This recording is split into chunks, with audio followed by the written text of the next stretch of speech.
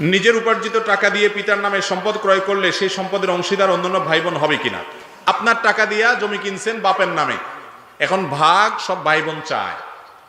আইনত তো ভাই বোন পাবে, যে বাপের নামে যেহেতু আছে সবাই ভাগ পাবে, কিন্তু শরীয়তের দৃষ্টিকোণ থেকে বাবার নামে শুধু রেখেছে সেফটির জন্য, বা ছেলে বিদেশ ছিল বাবার নামে রাখছে, এরকম যদি হয় অন্য ভাই বোনরা সেটার দাবি করতে পারবে না। কারণ এই জমিটা কিনেছে যার টাকা দিয়ে তিনি হলেন ভাই, ওটা বাবার টাকা না, অতএব মালিক হলো ভাই। তার টাকা দিয়ে কেনা জমির ভাগ সব ভাই বোন বসাতে পারবে না। অনেক সময় এরকম হয় না যে ছেলে বিদেশে আছে বাপের নামে জমি কিনছে, বাপের নামে কেন কিনছে? বাপকে শ্রদ্ধা দেখায় কিনছে, মালিক বানানোর উদ্দেশ্য না। আর যদি এই উদ্দেশ্যে কিনে যে বাবা এটা আপনাকে আমি দিয়ে দিলাম হাদিয়া, গিফট, এই জমিটা আপনাকে দিলাম আমি, তাহলে সেটা সব ভাই বোন সমানভাবে পাবে। আর যদি বাপের নামে কিনছি, মানে আপনার কাছে রাখলাম, এটা আপনার নামে রাখলাম শুধুমাত্র আমার জমি, তাহলে সেটা ভাই বোন দাবি করতে পারবে না। কোনো ছেলে বিদেশ গেছে, বাবার থেকে টাকা নিয়ে গেছে, তাহলে সেটা বাবাকে তিনি অবশ্যই ফেরত দিবেন, সেটা আরেক জিনিস।